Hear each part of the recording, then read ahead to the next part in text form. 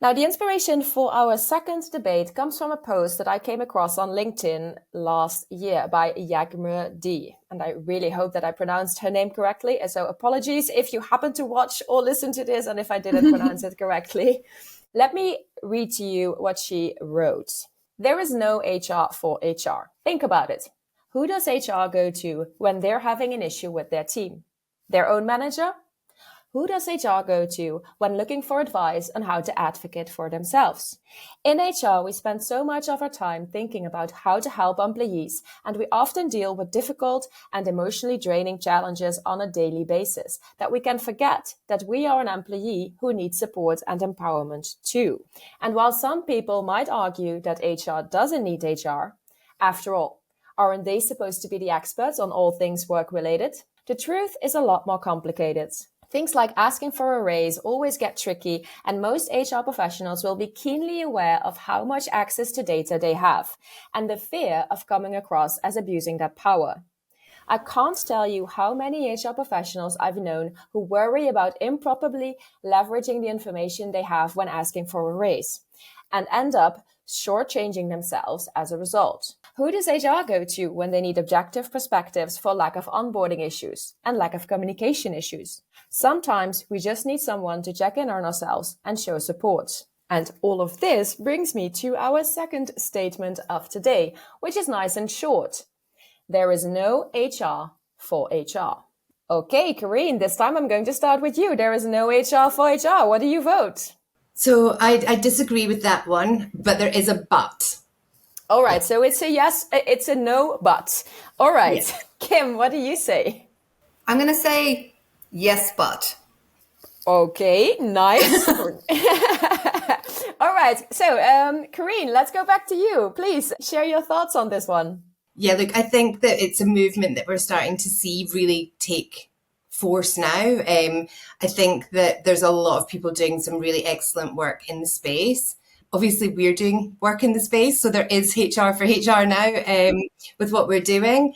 But I do think that, you know, this time, even last year, when Kim and I were kind of kicking off and stuff, we were like, where do we go for this support? Like, this is just ridiculous. And so, whereas there may have been a few people specializing, it was hard to find, and it wasn't something you could just pick up your phone and check out quickly. But we're starting to see that change, which is so awesome. Yeah. Okay, thank you. Kim, let's go to the yes, but, I believe.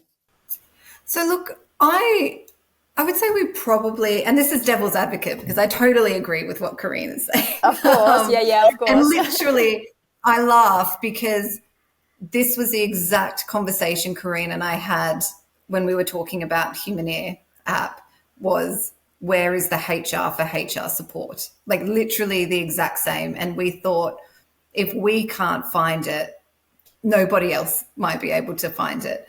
I mean, I would say that HR has always been able to get support from their HR peers, but it's not always the right support. And what we have found, again, in, you know, talking within our community is that HR, like we've got to work for it. The HR for HR support, you've got to actively go out and find your network, and you've got to actively kind of nurture that yourself.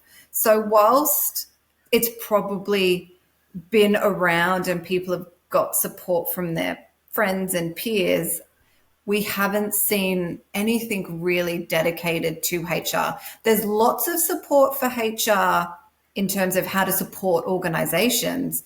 That is not lacking.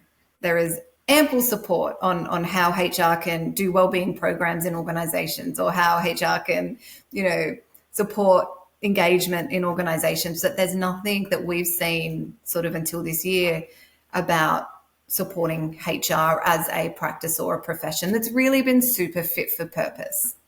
I was just pulling up, I did a poll on LinkedIn a while back where I asked, HR, like, where do you get your career advice?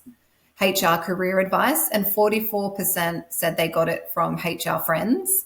28% said they just made it up. 22% said they're checking LinkedIn for tips. And only 3% are getting HR advice from their managers.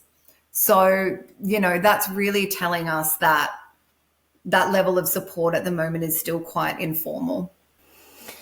Yeah, basically one thing I'm thinking here is that, and this ties in a little bit to our first debate as well, is that once again, it seems like it comes down to HR practitioners themselves.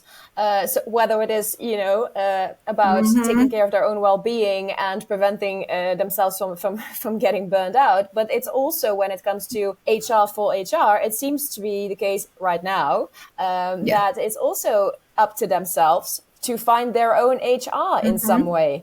That is a lot of things to take into your own hands, if I may say so. Yeah, absolutely. And Karine, I'd love your thoughts on this.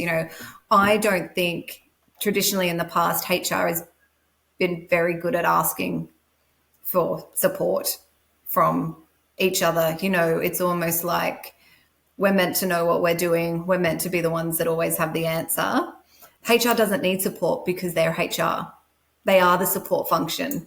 And I think that we've probably sort of taken on that mentality being in HR. I know personally I have, and sort of until recently when I was like, oh, hang on a second.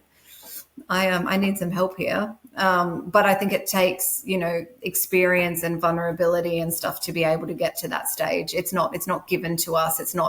We don't expect it, which is going to change. Do you know what's really interesting, Kim? Because I'm going to tag team off you there.